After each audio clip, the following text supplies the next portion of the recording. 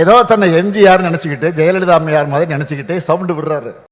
ஸ்டாலின் சொல்றார், எடப்பாடி பழனிசாமி எம்ஜிஆரை போல அம்மா பேரை சொல்லி அவர் போல என்னமோ மக்கள் கூட்டிருக்கணும். நான் ஒண்ணுமே இல்லப்பா, நான் தொண்டேன், கீழே இருந்தா மேல வந்து பல கூட்டத்தில் சொல்லிட்டேன். கீழே இங்க இருக்கின்றவர்கள் போல எங்களுடைய தலைவர்கள் பேச்சை கேட்டு படிப்படியா உயர்ந்து இங்க வந்திருக்கிறேன். நான் பல கூட்டத்தில் சொல்லியாச்சு, நான் தலைவர் என்று எப்போதுமே சொன்னது கிடையாது.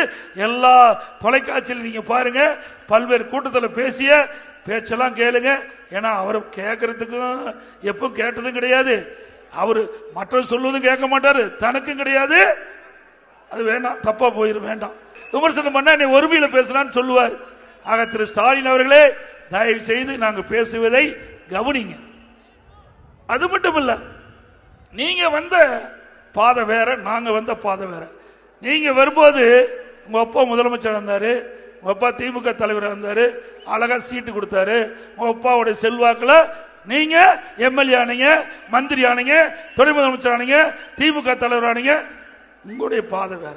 எங்களாட்டம் இங்க இருக்கிறவங்களாட்டம் உங்களை போல நின்று தலைவருடைய பேச்சை கேட்டு கிளை செயலாளர் இருந்து, ஒன்றிய பொறுப்பு இருந்து, மாவட்ட பொறுப்பு இருந்து, மாநில பொறுப்பு இருந்து, எம்எல்ஏ இருந்து, எம்பி இருந்து, மந்திரி.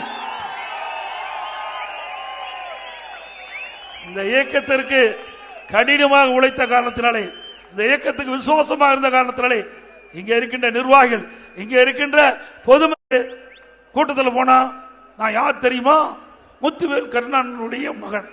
உங்க அப்பா பேரை சொல்லிதான் உனக்கே தெரியுது. உங்க அப்பாவுடைய அடையாளத்தை தான் நீ வாழ்ந்துட்டு இருக்கிற.